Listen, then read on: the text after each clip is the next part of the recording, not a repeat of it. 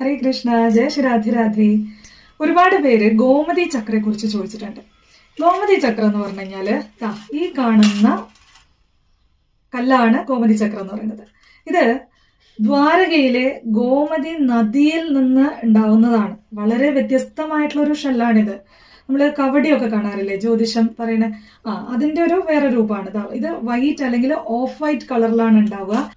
ഇതിന്റെ ഡിസൈൻ ശ്രദ്ധിച്ചോ? ഇതൊരു സുദർശന ചക്രം പോലെ ഇല്ലേ?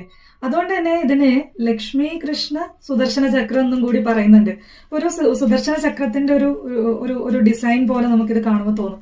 അപ്പൊ അതുകൊണ്ട് തന്നെ ഇത് നമ്മളുടെ വീട്ടിൽ സൂക്ഷിക്കുന്നതും അല്ലെങ്കിൽ ലക്ഷ്മി പൂജയില് നിർബന്ധമായിട്ട് ഈ ഗോമതി ചക്രം നമ്മൾ വെച്ചുകൊണ്ട് ആ പൂജ കംപ്ലീറ്റ് ചെയ്യുകയാണെന്നുണ്ടെങ്കിൽ വളരെയധികം ഭാഗ്യം, ഐശ്വര്യം ഒക്കെ നമുക്ക് ഉണ്ടാവുന്നതാണ് പറയുന്നത്. ഈ ഗോമതി ചക്രം നമുക്ക് പൂജാ സ്റ്റോറിലാണ് വാങ്ങിക്കാൻ കിട്ടുക. അപ്പൊ പൂജാ സ്റ്റോറിൽ നിന്ന് നമ്മളിത് 11 എണ്ണമാണ് വാങ്ങിക്കേണ്ടത്.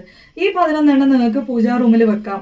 അതല്ലെങ്കിൽ നിങ്ങൾക്ക് പണം സൂക്ഷിക്കുന്ന സ്ഥലത്ത് പെട്ടിയില് അങ്ങനെ വെക്കാം.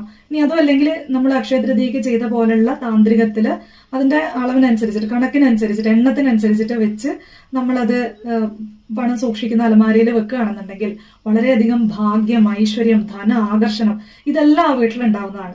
അപ്പോ ഭാഗ്യത്തിനും ഐശ്വര്യത്തിനും ലക്ഷ്മി കടാക്ഷത്തിനും ഒക്കെ ആയിട്ടാണ് നമ്മൾ ഈ ഗോമതി ചക്രം ഉപയോഗിക്കുന്നത്. ഇത് ഉള്ള വീടുകളിൽ ലക്ഷ്മി ദേവിയുടെ അനുഗ്രഹം തീർച്ചയായിട്ടും ഉണ്ടാവുന്നതാണ് പറയുന്നത്. ഇതൊരു ഭാഗ്യ സ്റ്റോൺ ആയിട്ടാണ് കണക്കാക്കുന്നത്.